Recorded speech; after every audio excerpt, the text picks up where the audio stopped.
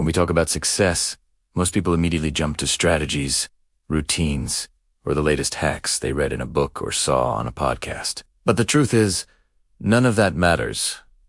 If you done, first confront the invisible forces quietly shaping your life every single day. Your patterns. And here's the most sobering fact. The majority of the patterns that guide your decisions, your habits, even the way you react to stress or opportunity, were not consciously chosen by you. They were formed unconsciously, through repetition, through cultural conditioning, through convenience, and sometimes through avoidance. Day 1 of this 21-day challenge is not about changing your brain overnight. It's about finally becoming aware of what's actually running the show. Think about it for a moment. How many times have you said to yourself, "I'll start tomorrow," or "This is the last time," only to find yourself repeating the same cycle a week later? That isn't a lack of willpower. It's the evidence of an old pattern that has built grooves in your brain, like a river carving into stone. The more often you repeat the behavior scrolling through your phone late at night, procrastinating on an important project, or numbing discomfort with distractions, the deeper the groove gets. And because your brain is designed to conserve energy, it always prefers the groove it already knows. Awareness is the act of standing at the edge of that groove and saying, "I see it. I know it's there, and I refuse to keep slipping into it unconsciously." The challenge is, most people never stop to look. We live on autopilot. Neuroscience estimates that up to 95% of our daily thoughts and behaviors are repetitive. That means most of what you do today is almost identical to what you did yesterday and the day before that. If your results are not where you want them to be, then repeating yesterday again today is the surest way to guarantee nothing changes tomorrow. So day 1 is really about a confrontation with the self, not the glamorous self, not the one you post on social media, but the raw self of the one who knows exactly which habits are pulling you away from your vision. And awareness doesn't come from judgment. I want to emphasize that. Too many people, when they notice their destructive patterns, fall into guilt and shame. That only reinforces the cycle, because shame itself becomes another groove in the brain. Excuse to stay stuck. Awareness must come from observation, not condemnation. It's like finally turning on the lights. In a dark room, you don't yell at the furniture for being there. You simply notice where it is, so you can navigate more effectively. That's the power of awareness. It gives you choice, where before you only had compulsion. Let me give you a practical way to approach this. On day 1, write down the 3 patterns that you know are keeping you stuck. Not vague statements like "I procrastinate too much," but specific triggers and behaviors. For example, when I feel overwhelmed, I escape into YouTube for 2 hours. Or, every night, I promise myself I'll sleep early, but I end up scrolling until 1 a.m. These small admissions may seem trivial, but they're the foundation of transformation. Because once the unconscious becomes conscious, you can begin to work with it. Until then, it's like wrestling with a shadow you can never win. Philosophers have spoken about this for centuries. Socrates said the unexamined life is not worth living. In modern terms, the unexamined mind is a prison. You might decorate the prison with achievements, possessions, or distractions. But if the same patterns are pulling the strings, you will always return to the same emotional baseline of frustration and dissatisfaction. The 21-day challenge is your opportunity to not only examine, but to interrupt. And interruption starts with the bravery to look without flinching. I want you to imagine this. Every destructive pattern in your life is like software running silently in the background of your mind. You didn't choose most of that. Code it was downloaded from family, society, experiences, or simply from repetition. Awareness is the moment you finally open the code and start reading it. You don't have to rewrite all of it today, but if you don't even know what's written there, then every new start will just be the same program repeating itself with a different interface. Day 1 is about reading the code. Day 1 is about saying, "I see the loop. I see the trigger. I see the cost." That single act of seeing clearly is already a disruption. And that's the invitation I leave you with. Don't rush to fix everything in one day. That's the ego trying to turn transformation into another quick fix. Instead, take today as a mirror.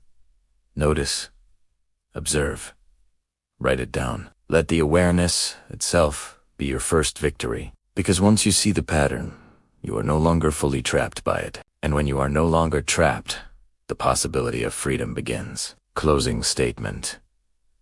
The first step toward reprogramming your brain is not doing more, it is finally seeing what you've been unconsciously doing all along. Awareness is the birthplace of change. Without it, nothing shifts. With it, everything becomes possible. By the time you reach the end of your first week in this challenge, something subtle but profoundly important is already happening inside your brain. It may not feel dramatic, yet there are no fireworks, no instant results, but deep beneath the surface, your mind is beginning to shift. This is where the real science of transformation comes alive. The brain is not fixed. It is plastic. Neuroplasticity is the remarkable ability of your brain to rewire itself, to form new connections and break down old ones, depending on how you use it. And consistency is the key that unlocks this process. Think of your brain like a vast field of pathways. Each habit, each repeated action is like walking down the same trail over and over until it becomes well-worn, easy, automatic. That is what scientists call a neural pathway. The more you walk it, the stronger it becomes, and the harder it is to avoid. But the beauty of neuroplasticity is that you are never stuck with the pathways you already have. You can carve new ones, new habits, new thoughts, new emotional responses. At first, though, walking a new path feels awkward. It's overgrown with weeds, rough underfoot, unfamiliar. That's exactly what you feel in the first 7 days of change. You're uncomfortable, because your brain is fighting to pull you back to the old trails. But every time you repeat the new action, you cut through the weeds just a little more. And if you stay consistent, that faint path becomes a highway. This is why so many people fail when they try to change their lives overnight. They expect instant transformation, forgetting that their current patterns were carved by years, sometimes decades, of repetition. You can't erase those pathways in a day, but you can begin building new ones today. And if you nurture those new connections consistently, by day 7, they start to take root. By day 21, they begin to feel natural. That is not magic. It is biology. Let's take a practical example. Suppose you decide that every morning, instead of checking your phone first thing, you'll spend 10 minutes journaling about your goals. The first day feels strange. Your brain nags you to reach for the device because that's the old groove. But you resist. The second day, it's still uncomfortable. By the third day, maybe you slip, but you notice it, and you return to the practice. This cycle of falling and returning is part of the rewiring process. By day 7, you may notice that opening your journal doesn't feel quite as alien anymore. That tiny shift is your brain's neural architecture literally reshaping itself. The reward centers begin associating dopamine with reflection instead of distraction. That is consistency at work. The deeper truth is this: consistency is not about intensity. It's about repetition. You don't need to meditate for 2 hours a day to change your brain. You need to meditate for 10 minutes every single day. You don't need to run a marathon to build discipline. You need to lace up your shoes and jog consistently, even if it's only around the block. The brain doesn't care about how dramatic your effort looks. It cares about how often you repeat it. Each repetition lays another stone on the new pathway, until it becomes the natural road your mind prefers to travel. But let's not underestimate the resistance. Around the first week, the old brain patterns will resist more fiercely. This is what psychologists call the extinction burst. The brain, sensing its favorite patterns are under threat, amplifies the cravings and temptations. It whispers, just one more scroll, just one more snack, just one day off. This is the critical moment where most people give up, believing they lack willpower. In reality, what they are experiencing is proof that the rewiring is working. The old circuits are fighting for survival. If you hold steady, if you remain consistent, those old pathways begin to weaken, and the new ones grow stronger. And once that happens, discipline doesn't feel like a fight anymore, it feels like flow. There's a philosophical beauty to this stage of transformation. It reminds us that success is not built on rare bursts of effort, but on daily devotion. The great sculptors of history didn't create masterpieces in a single strike of the chisel. They returned to the stone day after day, chipping away, trusting that each cut mattered. Your brain is the same stone, waiting to be shaped. Every consistent action is a cut, imperceptible at first, but transformative over time. So when you reach day 7, don't look for perfection. Look for evidence of new grooves forming. Look for that slight ease where once there was only resistance. Celebrate the small victories. The 5 minutes of focus, the single page written, the choice to pause instead of react. Those are not small, they are proof that your brain is no longer the same as it was a week ago. You are literally rewiring yourself for success, one repetition at a time. Closing statement. Consistency is not glamorous, but it is powerful. Each choice repeated becomes a pathway, and each pathway becomes a destiny. The question you must ask yourself is simple. Which destiny are you choosing to rehearse today? By the second week of this challenge, something interesting happens. The excitement of starting fresh begins to fade, and the resistance of old habits rises with full force. If the first week was about awareness and planting new seeds, the second week is about protecting those seeds from being trampled by distraction. This is the battlefield of discipline. And make no mistake, distraction is not just an inconvenience in your pursuit of success. It is the very force that robs you of the life you are capable of living.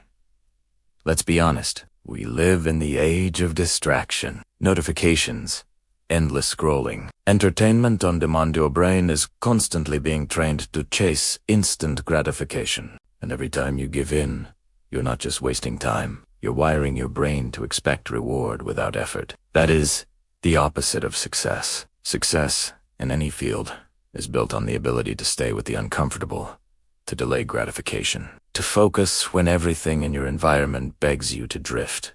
By the second week, this is the wall you run into.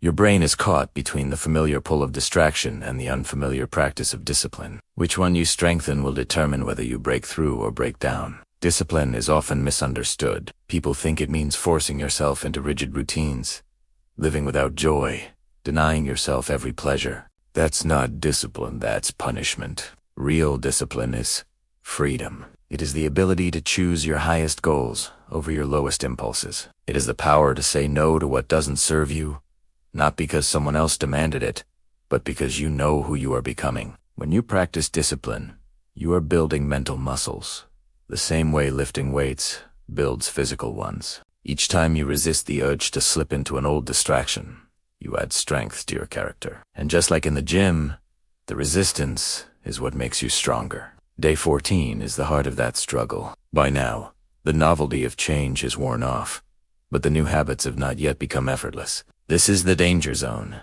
and this is where most people quit. They tell themselves they are too busy, too tired, too overwhelmed. In reality, they are simply being tested. The brain is asking, do you really want this? Or was this just another passing attempt? And the only way to answer that question is through action. Discipline is not a feeling, it is a decision you repeat until it becomes your identity. Consider this. Every distraction comes with a hidden cost. 5 minutes of scrolling might seem harmless, but it fragments your attention. An evening lost in binge-watching doesn't just steal hours, it steals momentum. Every time you give in to distraction, you are teaching your brain that comfort is more important than growth. But when you practice discipline, even in small ways, you are teaching your brain the opposite, that focus, patience, and resilience are more valuable than the cheap rewards of the moment. This is how discipline rewires you for greatness. There's also a deeper philosophical truth here. Discipline is not about control, it's about alignment. When your actions align with your values, when your daily behavior reflects the person you aspire to be, that alignment creates inner strength. Suddenly, you don't feel torn between who you are and who you want to be. You begin to live as though success is not something you are chasing, but something you are embodying. Distraction pulls you apart. Discipline pulls you together. One of the most powerful practices you can adopt in week 2 is the art of substitution. Don't just cut out distractions. Replace them with rituals that serve you. If you normally spend 20 minutes on social media, replace it with 20 minutes of reading a book that feeds your mind. If you feel the urge to procrastinate, replace it with a small action that moves you forward, even if it's tiny. The brain hates a vacuum, and discipline is not about leaving your life empty. It is about filling it with the habits that sculpt you into the person you want to become. And here's the paradox. the more disciplined you are, the freer you feel. When you no longer fall prey to every impulse, you begin to trust yourself. When you can choose focus over distraction, you begin to respect yourself. That self-respect is what fuels long-term transformation. By the second week, this is the gift discipline offers youth a realization that freedom is not the absence of restrictions. It is the presence of self-mastery. So as you stand on day 14, ask yourself, will I choose to be a prisoner of distraction, or will I choose to be a master of discipline? This is not about perfection. You will sleep, you will stumble. But each time you catch yourself and return to the path, you prove that your will is stronger than your weakness, and that proof, repeated daily, becomes your greatest weapon. Closing statement. Discipline is the bridge between who you are and who you are becoming. Cross it, and you leave behind the shallow comforts of distraction for the deeper freedom of a focused, powerful mind. By the time you arrive at day 21, something remarkable has shifted not just in your habits, but in your identity. In the beginning, you may have forced yourself to wake early, to write down your goals, to resist the constant pull of distractions. It felt awkward, sometimes exhausting, and maybe even pointless. But now, after 3 weeks of consistent effort, the new patterns begin to feel natural, even automatic. This is not coincidence. It is the power of your brain adapting to the new program you've given it. You are no longer just practicing new habits. You are becoming a new person. Neuroscience has long shown that 21 days is a crucial threshold. While deeper transformation takes longer, 3 weeks of consistent repetition is often enough for new neural pathways to strengthen and old ones to weaken. The brain, which once screamed for comfort and distraction, starts to prefer focus and discipline. What once felt like effort begins to feel like flow, and that is the true breakthrough of this challenge. Success is no longer a struggle against yourself. Success becomes your default mode of operation. But the transformation is not merely neurological, it is philosophical. For 21 days, you've been proving something to yourself that no book, no seminar, no external motivation could ever prove, that you are capable of change. That realization alone is life-altering, because once you see yourself as someone who can change, you stop identifying with your limitations. You stop saying, "That's just how I am," and you start saying, "That's who I was, but I'm evolving." Identity is the bedrock of human behavior. When your identity shifts, your destiny follows. And here is the subtle beauty of this stage. You begin to notice that the challenge is no longer about effort, but about expression. The habits you've cultivated, whether it's journaling, exercising, meditating, or focusing on deep work, are no longer things you do reluctantly. They become things you crave, because they align with who you now believe yourself to be. The friction is gone, replaced by momentum. That momentum carries you further than willpower ever could. Willpower was necessary in the first week. Disciplined carried you through the second. But by the third, identity takes over, and that is when transformation sticks. Of course, this doesn't mean life suddenly becomes effortless. There will still be temptations, setbacks, and days when the old patterns try to creep back in. But the difference is that now you have proof of your own power. You've walked through the resistance, you faced the discomfort, and you've emerged on the other side with a stronger mind. You no longer fear the challenge, you welcome it, because you know it is fuel for your growth. That shift in mindset is the true reprogramming. It's not about erasing weakness.